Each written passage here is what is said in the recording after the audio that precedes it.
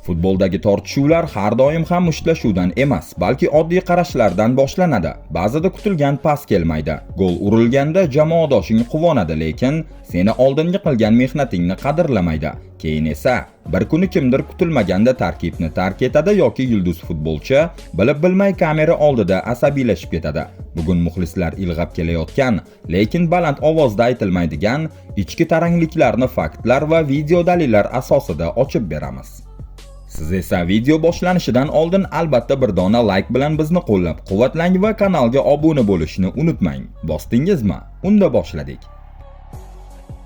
7-o'rin Viktor Gyökeres va Saka. Bu voqea qo'pol tortishuvdan emas, balki juda kichkina, lekin shov-shuvli bayram lahzasidan boshlandi. Keyin esa butun internetda vaqt jadvali bo'yicha bahs ketdi. Arsenal Liga Kubogi yarim finalining birinchi o'yinida Chelsea ni 3-2 hisobida mag'lub etdi. O'sha bahsda Gyökeres yaqin masofadan muhim gol urdi, lekin hamma e'tibor bergan narsa gol emas, goldan keyingi epizod bo'ldi. Saka quvonish uchun yoniga kelgan paytda internetda tarqalgan videolarda Gyökeres uni yengil itarib yuborgandek va boshqa futbolchilar bilan nishonlash uchun yuz o'girib ketgandek ko'rinadi. Ovoz yo'q, kontekst yo'q, balki bu shunchaki hazil bo'lgandir, lekin muxlislar darrov buni shunday izohladi. Bro, baribir menga pas bermaysan-ku va bu gap bekorga trend bo'lib ketmadi. Chunki o'sha o'yinga kelguncha Gyökeres atrofida vaziyat allaqachon tarang edi. U dekabr o'rtalarida ketma-ket 4 ta o'yinda gol ura olmagan, ekspertlar va muxlislardan tanqid yomg'irini qabul qilgan. Asosiy gap shunday edi. Hujumchiga paslar yetib kelmayapti, unga yetarlicha e'tibor yo'q. Hatto Jamie Redknapp ham Sakaning doim ichkariga kesib kirishi hujumchining pozitsiya tanlash vaqtiga salbiy ta'sir qilayotganini ochiq aytgan. Bu esa o'yin davomida ko'rinadigan real frustratsiyani keltirib chiqaradigan omil. 6-o'rin Vinicius Junior va Gonzalo Garcia. Mag'lubiyatdan keyin asabiylashish bu boshqa masala, lekin yirik hisobda yutib turib ham o'zingni ataylab yomon ko'rsatishyapti deb his qilish bu jiddiy signal. Real Madridning Betis ustidan 5-1 hisobidagi g'alabasi paytida Vinicius Bernabeu tribunalaridan hushtakbozlikka uchradi va kameralar uning bu jahli yon chiziq tomonga o'tib ketganini aniq ko'rsatdi. Go'yoki u shunday deyayotgan edi. Nega hamma erkin o'ynab, individual harakat qilayotgan bo'lsa ham faqat men nishonga olinyapman. Keyin esa muxlislarni videoni qayta-qayta to'xtatib ko'rishga majbur qilgan lahza keldi. Lab o'qish orqali aniqlangan gapga ko'ra, Vinicius buni to'g'ridan-to'g'ri jamoadoshiga qarshi shikoyatga aylantiradi. Mazmuni taxminan shunday. Bu holatda o'ynab bo'lmaydi. Umuman mumkin emas. To'pni uzatishlari kerak. Bu yerda hamma dribling qilishni xohlaydi. Keyin esa hushtakni faqat men eshitaman. Gonzaloga ayting, hech bo'lmaganda bir marta pas bersin. Har safar emas, lekin kamida bir marta. Bu oddiy emotsional chiqish emas. Bu aniq ism bilan aytilgan tanqid va aynan kamida bir marta degan joyi yanada og'ir eshitildi. Mukammallik so'ramayapman, oddiy jamoaviy futbolni xohlayapman. Eng qizig'i esa shunda, Gonzalo hali endigina o'z o'rnini topayotgan yosh hujumchi. U o'sha bahsda ilk hat-trigini nishonlagan edi.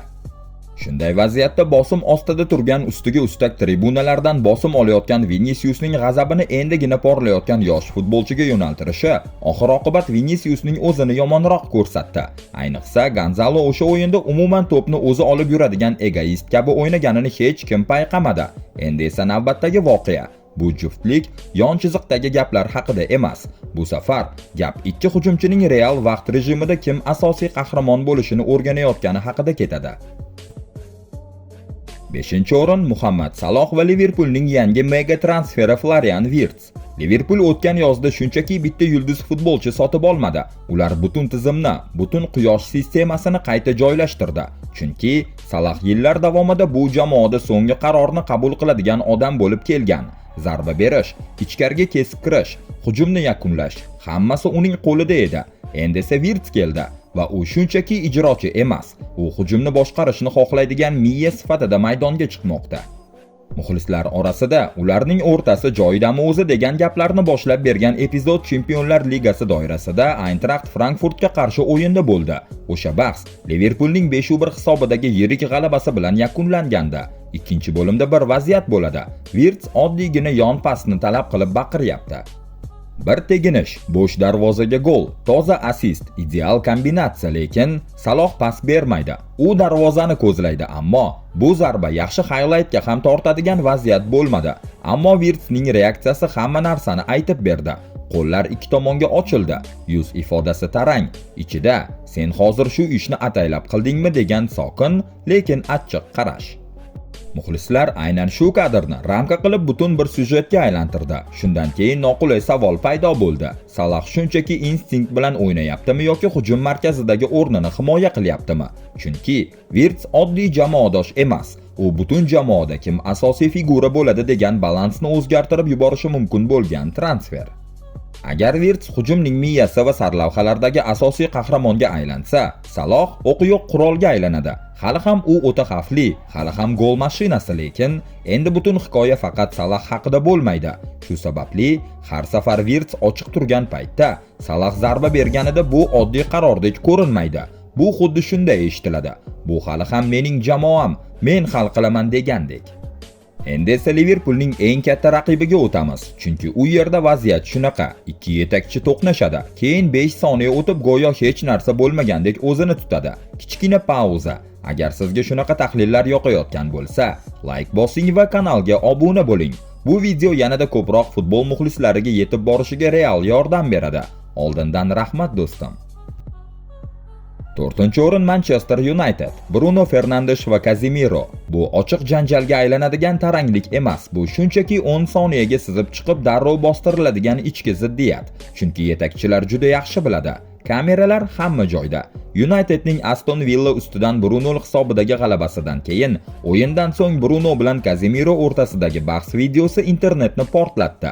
Juda yaqin masofada emotsional keskinlik, bu yaxshi o'yin bo'ldi bro degan suhbat emasligi aniq ko'rinib turardi. Lekin eng qiziq tomoni, deyarli darhol ular quchoqlashib olishdi. Xuddi shuni demoqchidek, bahslashishimiz mumkin, lekin buni sarlavhaga aylantirmaymiz degandek. Shu sabab bu juftlik ro'yxatga juda mos tushadi. Chunki bahsning o'zi oddiy qism. Asl qiziq joy bu bahs nimani anglatayotgani.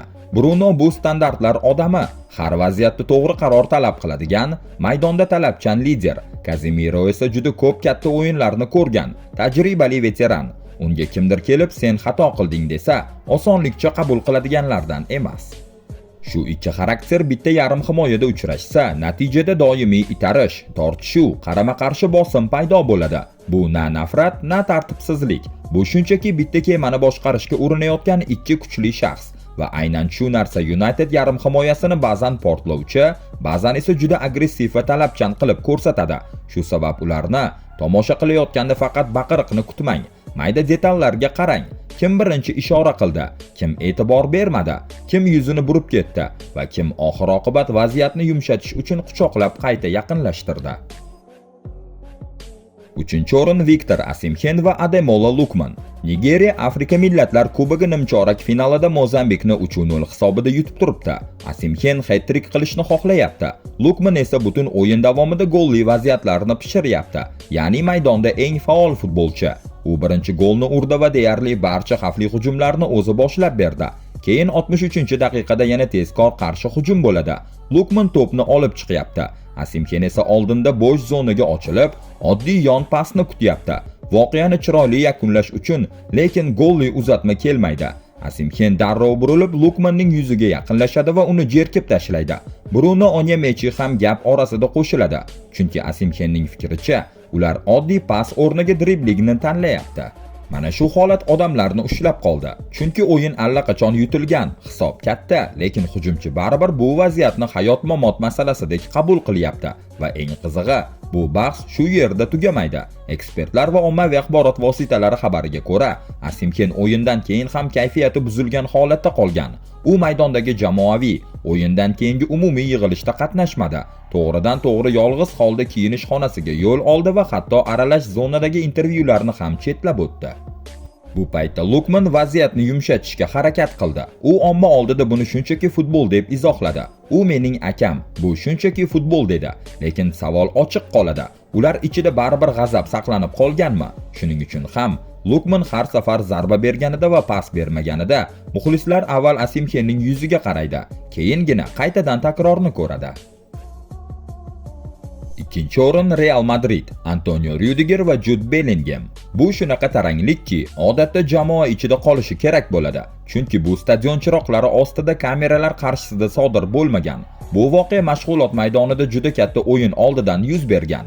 Arsenalga qarshi ilk bahsda 0-3 hisobida yutqazilganidan keyin Madrid bazasida mashg'ulotlar qizib ketgani haqida xabarlar tarqaldi. Aynan o'sha paytda Rudiger va Bellingham o'rtasida qattiq to'qnashuvdan keyin bahs chiqib, ularni ajratishga to'g'ri kelgan. Shu sabab muxlislar bu voqeaga yopishib oldi. Rudiger tabiatdan chegarada o'ynaydigan futbolchi. U seshanba kuni oddiy treningni ham finaldek qabul qiladi. U har bir duelda maksimal darajada. Bellingham ham agressiv xarakterga ega, lekin boshqacha uslubda.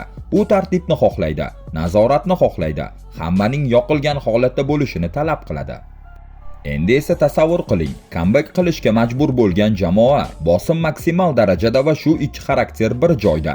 Bunday vaziyatda bitta ehtiyotsiz kurashni o'zi yetarli.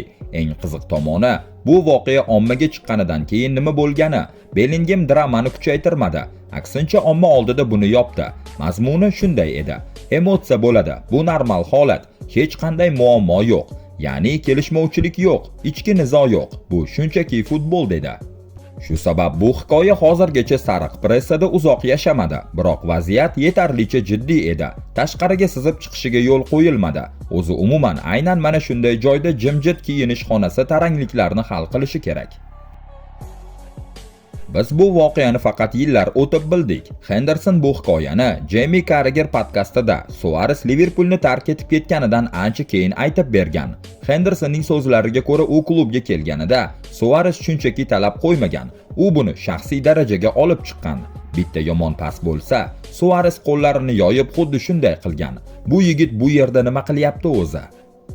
Birinchi o'rin Jordan Henderson va Luis Suares. Bu yerda matbuot anjumani bo'lmagan, sarlavhalar bo'lmagan, shunchaki mashg'ulotlarda bitta futbolchi jim turib, kim bu jamoaga mos, kim mos emasligini his qildirgan. Bu yangi futbolchini o'z jamoasida ham begona qilib qo'yadigan darajadagi reaksiya. Henderson aytishicha, bu holat 3 marta takrorlangan. Uchinchisida esa u chiday olmagan va mashg'ulotning o'zida Suaresning oldiga borib, ochiqchasiga gaplashgan. Yaxshiyamki bu katta janjalga aylanib ketmadi. Eng qizig'i, hammasi juda tez o'zgargan. Keyingi o'yinning o'zida Stokka qarshi safar bahsida Henderson Suaresga assist bergan. Hatto Hendersonning aytishicha, Suares o'yindan oldin Lukasga golni menga Henderson uzatadi deb aytgan ekan. Shundan keyin Suares Henderson bilan munosabatini butunlay o'zgartirgan. Ular haqiqatan ham yaqin jamoadoshlarga aylangan edi. Futbol maydoni bu faqat gol va statistikalar emas. Bu yerda ego, xarakter va ichki kurashlar ham o'yin taqdirini hal qiladi. Ko'p tortishuvlar ochiq janjal bilan emas, balki berilmagan pas, e'tiborsiz qarash yoki jim qolgan quchoq orqali boshlanadi. Shuning uchun keyingi o'yinni ko'rganingizda faqat kim gol urdi degan savolni bermang. Kim pas bermadi, kim norozi bo'ldi, kim liderlikni o'z qo'liga oldi. Mana shu savollar haqiqiy futbolni ochib beradi. Agar videoni shu joygacha ko'rgan bo'lsangiz, albatta oxirigacha deb izohlarda yozing. Bu biz uchun alohida muhim va motivatsiya beradi. Do'stim, videoga bir dona like bosib kanalga obuna bo'lishni unutmang. Bu sizga videolarimizni birinchilar qatorida ko'rish imkonini taqdim etadi. Bosdingizmi? Unda xayr. Keyingi ko'rsatuvlarda uchrashguncha salomat bo'ling.